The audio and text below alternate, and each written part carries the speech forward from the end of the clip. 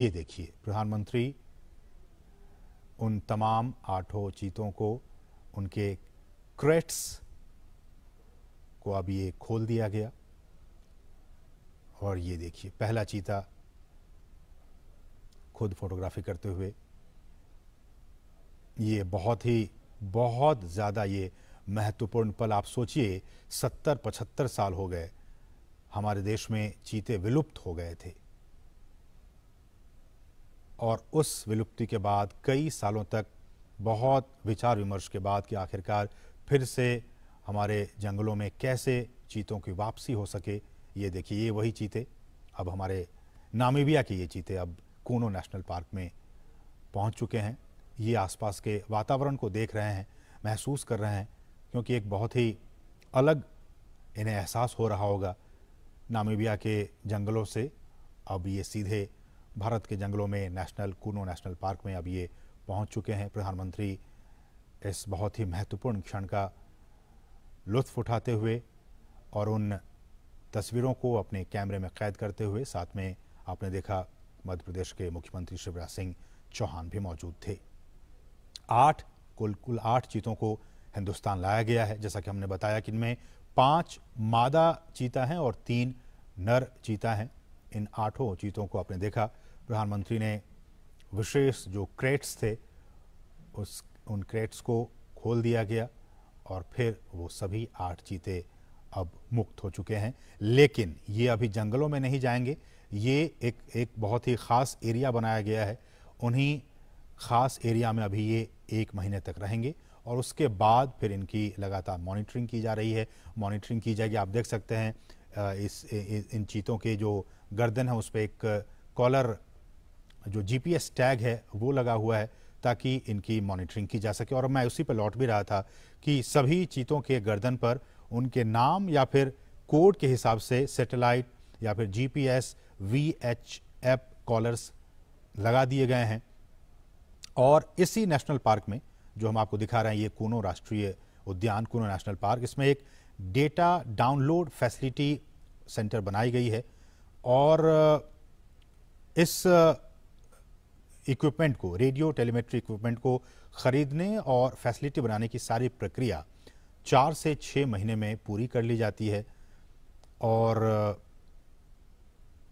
ये जो आप देख रहे हैं इनके गर्दन में, इनको वहीं पे, इन चीतों को लाने से पहले ही इनको नामीबिया पहुंचा दिया गया था, और फिर इन्हें ये तमाम जो कॉलर हैं RF ये कॉलर, इनको लगाकर ही इन्हें लाया गया है।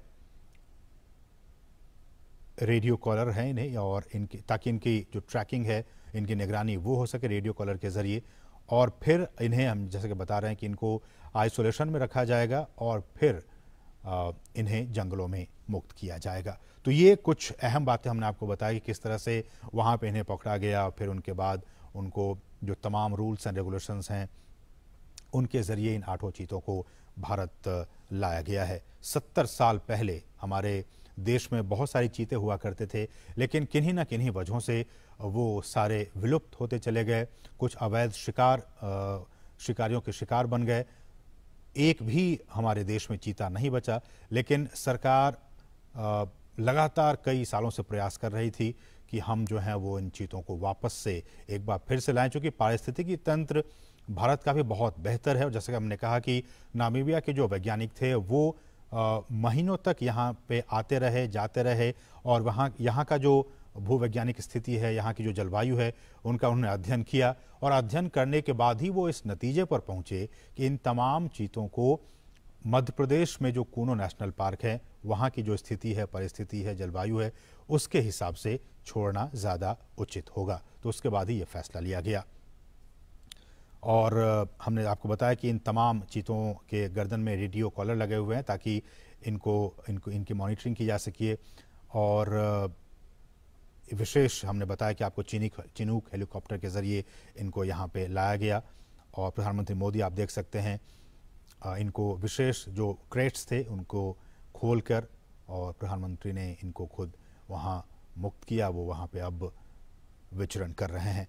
जो चीता प्रोजेक्ट है, अगर मैं इसकी बात करूं, ये भी बहुत महत्वपूर्ण है आपके लिए जानना कि किस तरह से भारत में चीतों को एक बार फिर से बसाने की यहाँ पे कार्य योजना बनाई गई और इस योजना के तहत 5 साल में देश के कई नेशनल पार्क में ऐसी उम्मीद की जा रही है, जो हमारे वैज्ञानिक हैं, जीव वैज्ञानिक हैं, उनकी तरफ से ये कहा जा रहा है कि अगर ये ट्रांसलोकेशन और यहाँ पे ये सारी चीज़ें सही अनुमान के मुताबिक प्लानिंग के हिसाब से सब कुछ ठीक रहा तो आने वाले 5 से 10 साल में इनके ज़रिए और भी जो बच्चे होंगे उनको ऐसे उम्मीद की जा रही है कि 40 से 50 चीते पैदा होंगे और फिर उनको देश के अलग अलग नेशनल पार्क में फिर उन्हें बसाया जाएगा। बहुत ही महत्वपूर्ण, अभी तो सिर्फ ये 8 चीते कूनो नेशनल पार्क में आए हैं, लेकिन इन के बाद इनकी जब आबादी बढ़ेगी, ऐसी उम्मीद की जा रही है कि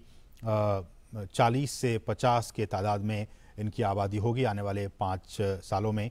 तो उसके बाद इनको फिर देश के अलग अलग नेशनल पार्क में फिर इन चीतों को बसाने का काम किया जाएगा। और इस